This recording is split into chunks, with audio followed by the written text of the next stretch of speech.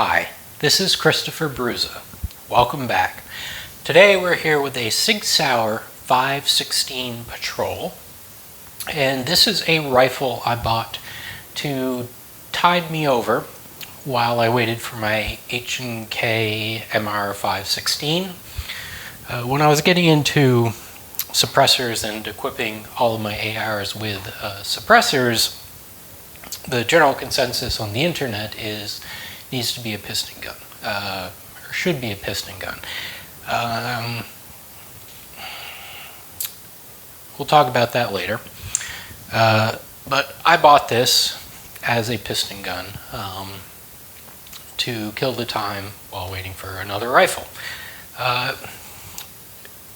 Your general 16-inch AR-15, there's not much special about it other than the piston system and the gas block, and that the upper and lower are what they call billet, which is an absurd term. It just means it's made from bar stock or plate aluminum.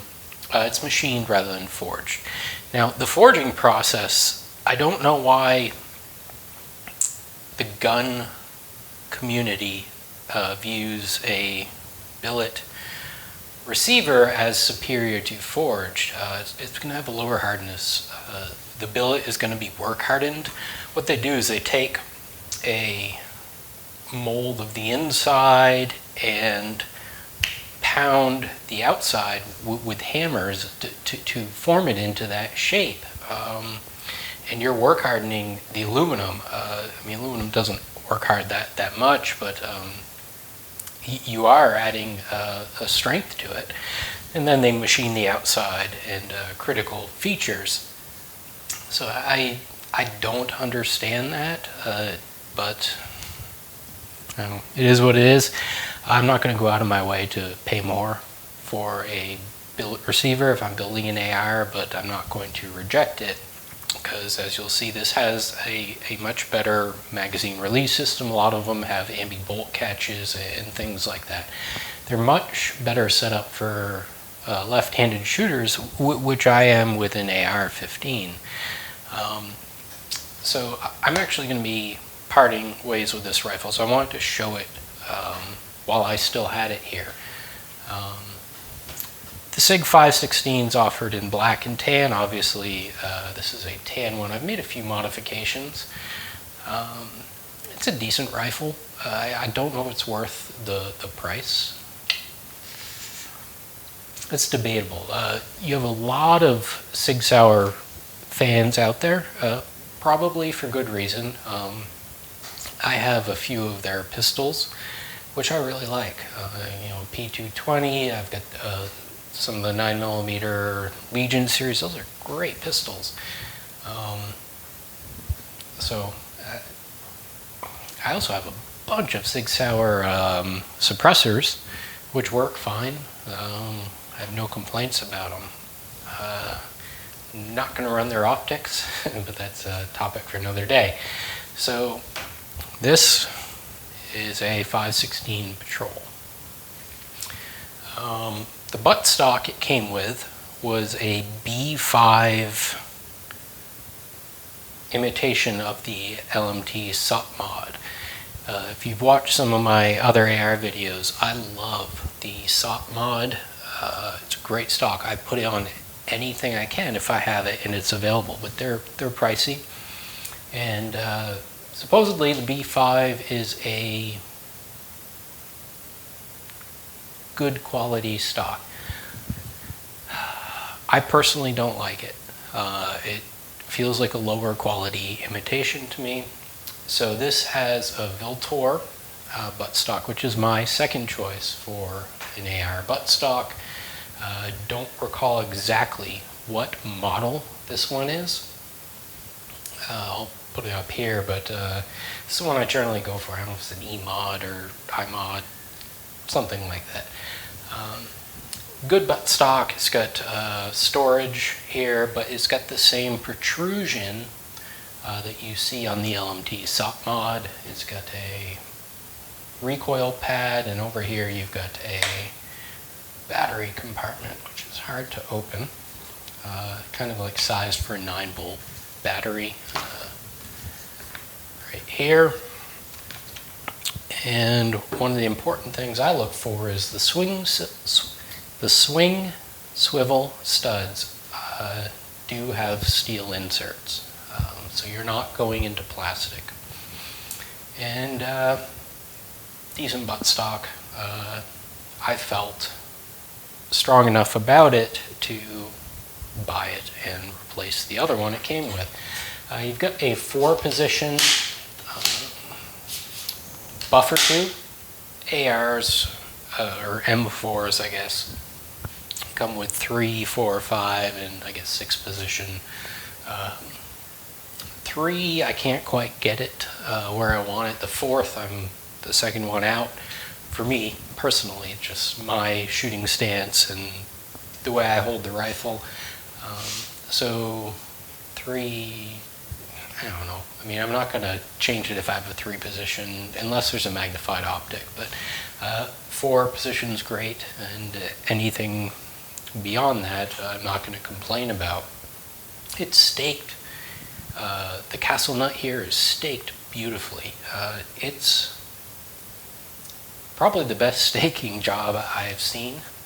Not that a sloppy staking job doesn't serve its purpose, but it's good to see, and I guess it alludes to the quality of this rifle.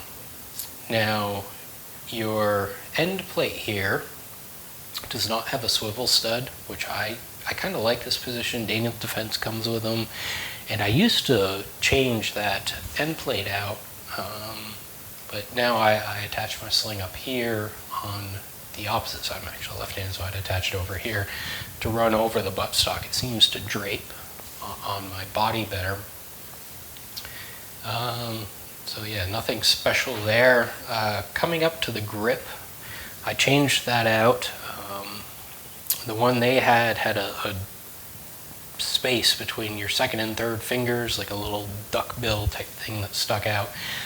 And the angle was a bit greater than I like for an AR. So this is my traditional BCM grip with the rear end here. I guess maybe that's a duckbill, I don't know. But it comes up on the back of the receiver for the web of your hand. You aren't feeling a junction, you aren't on aluminum. You have a plastic, it's similar to the trigger guard here is plastic. It's similar to the Magpul, but it's branded Sig Sauer. I don't know if they copied them, licensed the design, whatever. I'm not picky about trigger guards, whether it's a straight aluminum, you know, AR-15, M4 style, or Magpul, whatever. And I guess the trigger. The trigger that came on this rifle, not spectacular, not bad. I mean, not as bad as, like, if, not that Colt's bad, but if you went and bought like a Colt 6920, the trigger's horrendous. It's the traditional mil-spec gritty trigger. So I changed it out for a Geisley SSAE, which I prefer, and I think just about all my ARs are running. I have 1 or 2 running in SSA. Geisley triggers my go-to for the AR-15. For controls, it's Ambi, which is partially what drove me to this rifle beyond the Piston system. So it came with an Ambi safety, so I didn't have to change that out. Your traditional over here is a little bit beefier than normal. It's not your normal profile. It doesn't get in the way. It works fine. And then we have the same profile over here, but with a shorter leg sticking off of it. So I guess if you're right-handed, it doesn't interfere with the operation. I have no complaints about it. And that brings us to our mag release. Traditional mag release over on this side. But over here, and this is actually the nicest Ambi mag release I have found. I normally use the Norgin, which is not ideal, but it works. There's no modifications to the receiver. This one is spectacular. You see it's got the fencing around it, so you aren't hitting it accidentally, and for a left-handed shooter, it's great. The top of the bolt release is your traditional ping pong paddle, but the lower has a leg coming off of it, which you can push down when you're charging it to lock the bolt back, which is nice. You don't have to push on just a little teeny tiny part here. I don't know why they did that. Other than locking the bolt back, it serves no real purpose. I mean, you aren't releasing the bolt by pushing that side, you're releasing the bolt by pushing the top side. I don't know. It's fine. I'm not going to change it, complain about it, but it's an interesting choice. So I mentioned previously that the receiver's billet. So when you do that, you can put slings. I mean, you're taking away material. You're starting with a block of aluminum and you're machining away material. You're subtracting material as opposed to like additive manufacturing now with 3D printing and stuff. Not that receivers are 3D printed, but you're removing material. So you can put sling studs wherever you want. And they put 2 of them on the side here, as opposed to this end plate, I guess. I don't find that useful at all, being I shoot this left-handed, but still it doesn't drape right. The balance point gets shifted too low. I would actually prefer it wasn't there. It might attract some people. Everybody's got their own personal opinions on sling attachment points, so you've got 2 more options here, and they're machined into the receiver. Moving up, we have the Rainier Arms Raptor charging handle. I'm going to put this on anything I have, whether it's a kind of vintage looking rifle, clone, whatever. I don't care. I'm going to put it on here because it functions so much better. Again, left-handed, but with a traditional charging handle, I always see a ton of wear on the right side when I use them. You might use them differently. I always see a ton of wear. You don't get that with this. It's a much better product. No, I don't care if it's a Rainier Arms, Geisley, BCM. They're all the same. They're all the same design. I would assume it's licensed. I have no idea, but they're all very similar and they function similar. So I changed that out. Troy battle sights. I guess I'll talk about the sighting system now. The Troy battle sights are extremely high quality. Generally, of late, I prefer Scalar Works, especially for the rear because their design of the rear aperture. But these are folding. The Scalar Works don't fold, so they fold down. You have to push a pin on, I guess, the non-ejection side, and they just grab them and flip them up. I keep them up because it's a one-time magnification optic, which co-witnesses with my primary sight, which is an EOTech XPS-2.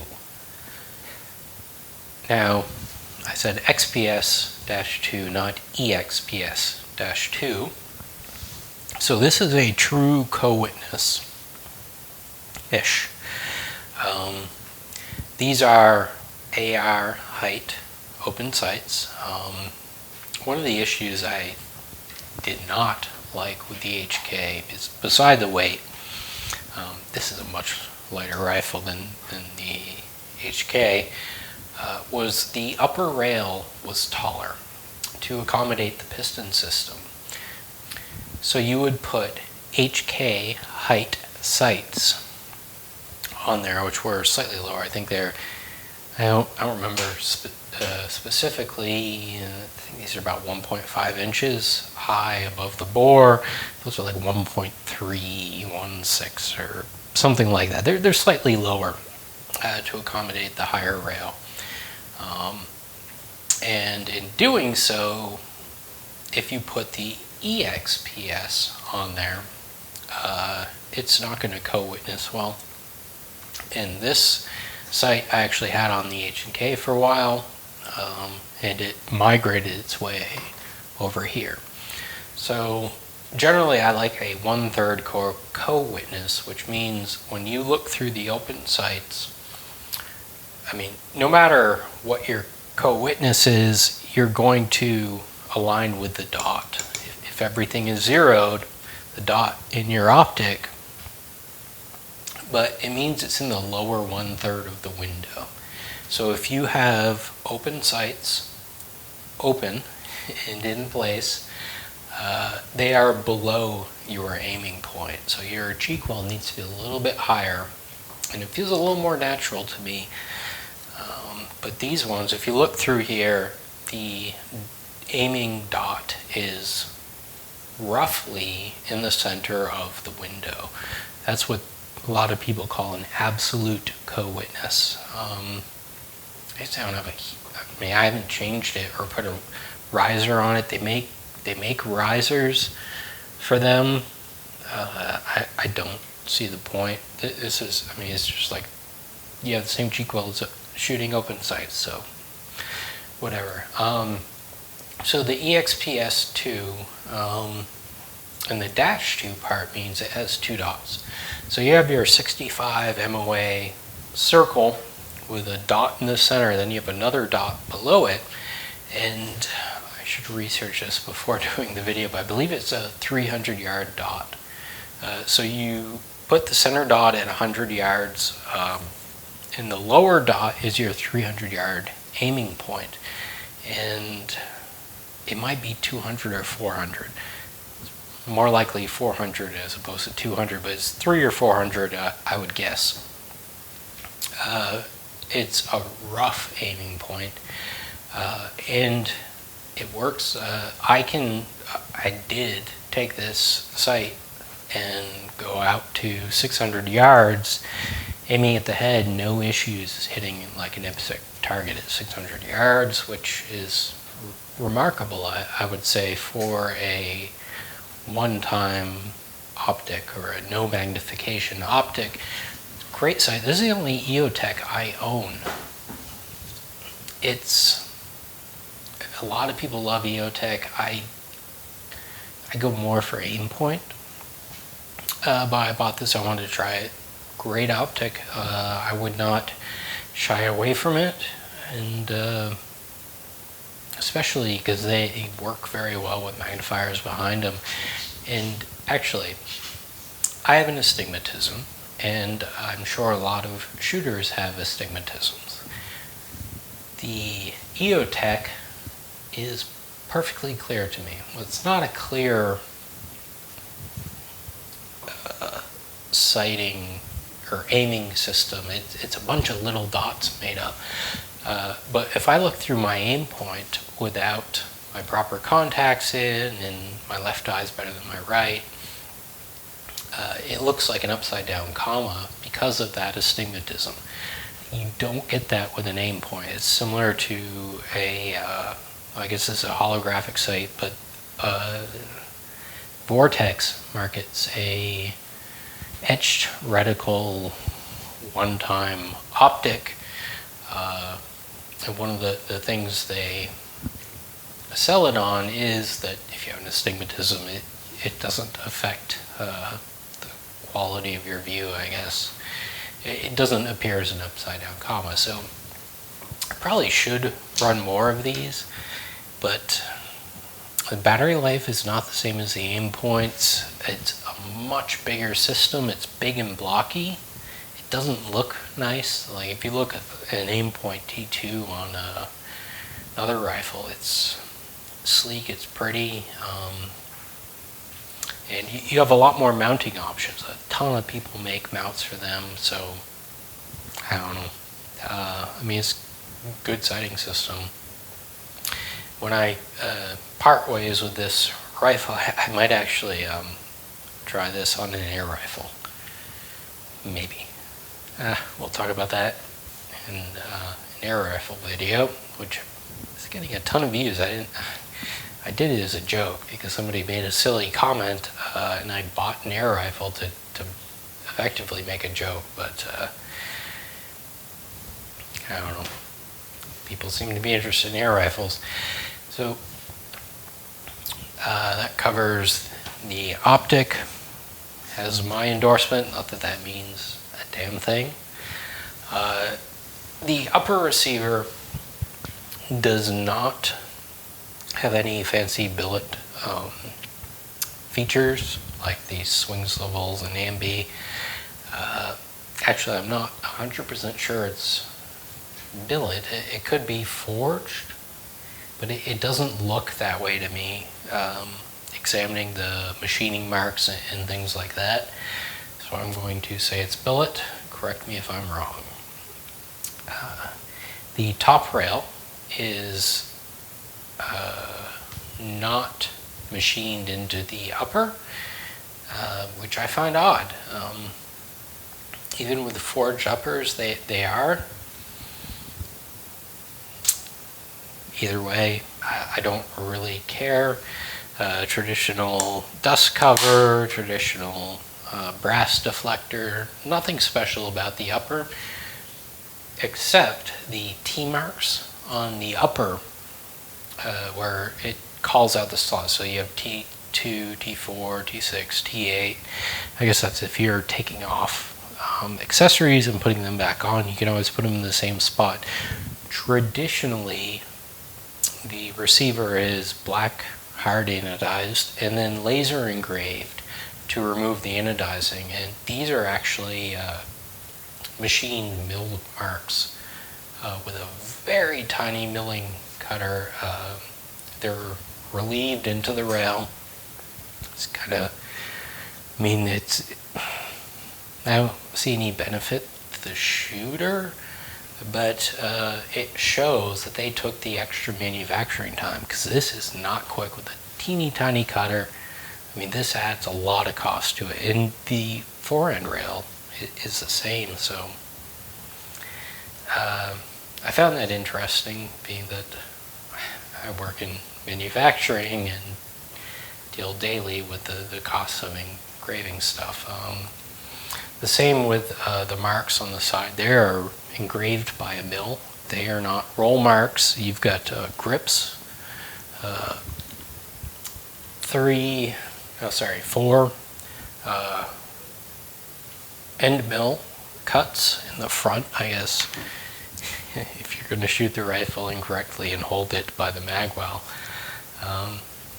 Regardless, they didn't cut corners with this rifle, which is what I'm getting at.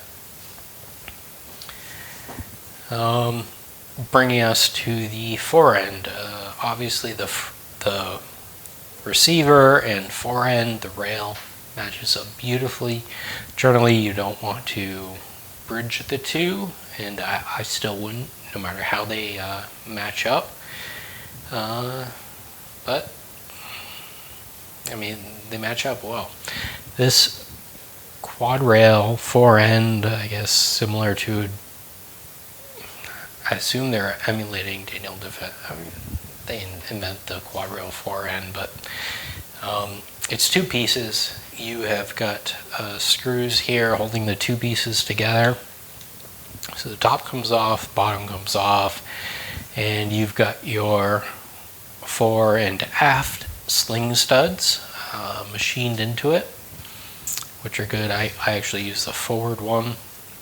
No, on this rifle I use the rear one because I have a light mounted there. I do have rail covers on here. I usually have one on the bottom, but I put a bipod on here just for this video to make it sit pretty. These are the Daniel Defense rail covers, and I cut off the one near the swing swivel. They just make it a little nicer to grab. It doesn't tear up your hand. Not that these rails have got sharp edges. I mean, it's a well-built rifle, no matter what you think of Sig or their policies, anything like that. It's a well-made rifle, and the forend, is well-made as well. Generous cutouts here for heat to come out. Same on the bottom. No issues fitting standard Picatinny accessories. Recently I've had issues with one type of forend that the slots were not correct. No issues. So the Atlas bipod's not normally on there. It's just for the video. I actually took this off my .338 Federal hunting rifle, which I think the next video will be about that. I harvested a deer a couple days ago with it, and it performed spectacularly. So, a Thorntail mounting a Surefire Mini Scout. Surefire, great lights. I mean, always in my pocket is a 6PX Defender. I've had this thing for, I don't know, 8 years, 10 years. This thing's been thrown around, dropped from who knows what. It's beat to hell. I've not had an issue with it. Before that, I had a G2X. Worked great. Surefire is what I depend on. So that's what my rifles, shotguns get, and handguns. Surefire. Their mounting systems for rails leave a bit to be desired, although they recently changed that. Still, I like the Thorntail. Travis Haley. Travis is great, and his products are great, and he makes these Thorntails. This is the SBR model, which puts the light more forward, as opposed to mounting it right back here where it mounts on the Picatinny. With a 16-inch forend, you don't have much to work with. Once you get your hand here, or I mean, I have large hands, but any hand here, if this light was back here, it's pushing your hand back. Not great. So we have the Thorntail SBR with a mini scout light, which brings us to the Piston system. Now, the Piston has 4 settings, and this was one of the big downfalls I saw with the H&K 5.56. The piston system was not adjustable, so it's designed to work without a suppressor. You put a suppressor on it, choking all that gas. It's way over gassed. So this has 3 settings for gas.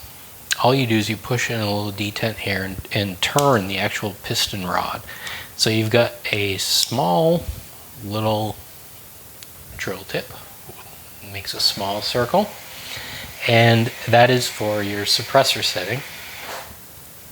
And then you have the medium one, which is your traditional AR gas style setting. It's not the same because it's a piston system, but it functions the same. It's for, no suppressor on there.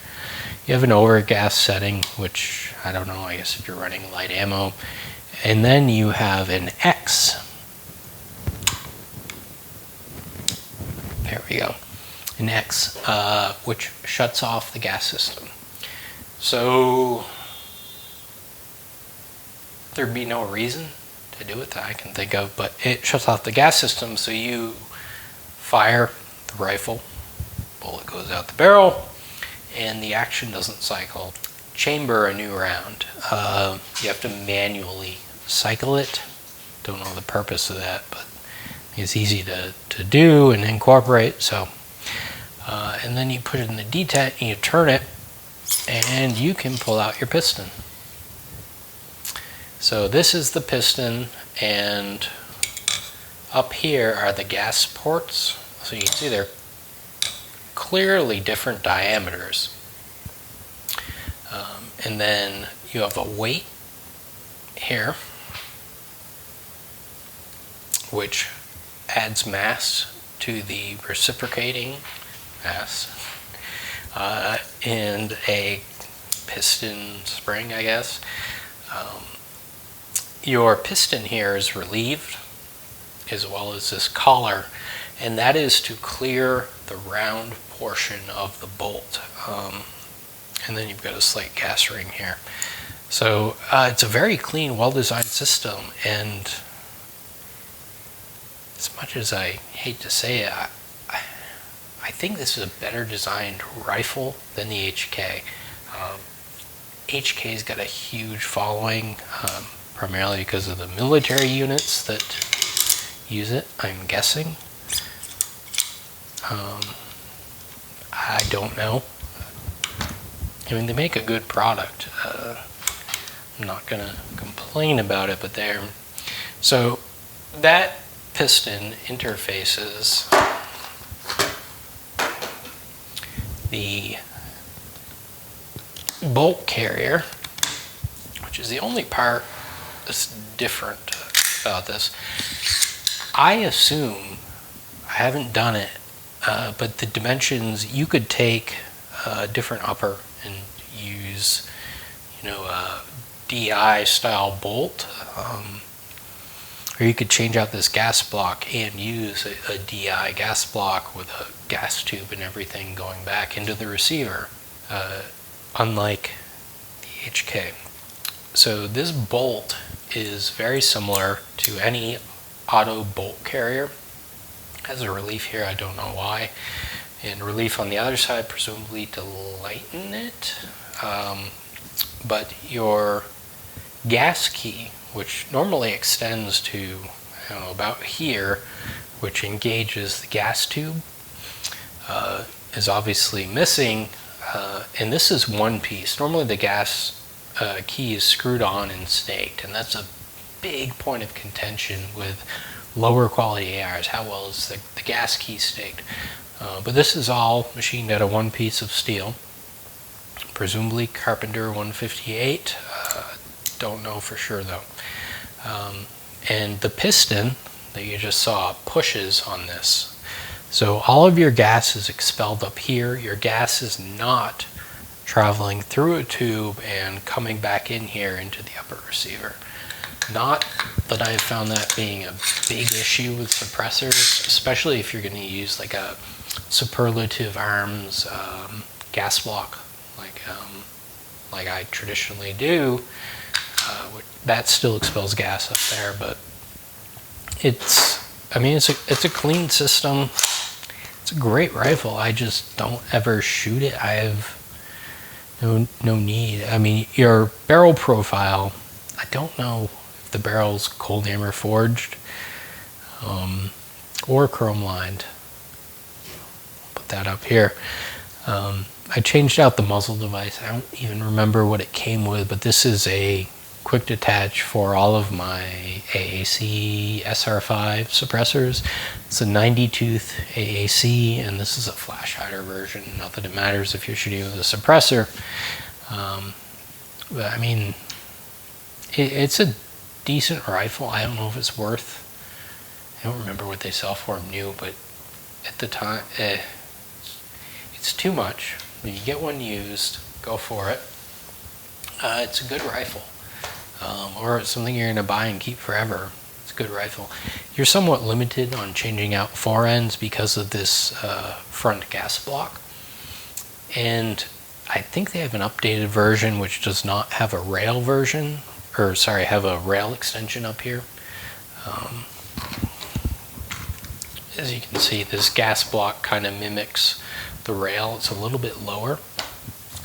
I believe they have one now that's slightly lower. Still, it's going to limit your forend options, so I don't know. You couldn't even put one of the Daniel Defense forends that have the gas block cut out because this piston adjustment, the front end of this piston sticks out too far. Ideally, this would be a great SBR. I mean, cut it off right here. You can gas it up if you need to. That's probably the way I'd go with this, but very decent rifle. Seems to be well built. No complaints about it. So if you've lasted this long, thank you immensely.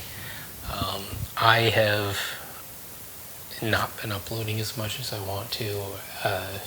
We just had a child. You may have heard it crying in the background. I hope not. But I'm doing everything I can. It's hunting season and getting these out as quick as I can. So I really appreciate everybody watching. Until next time, enjoy.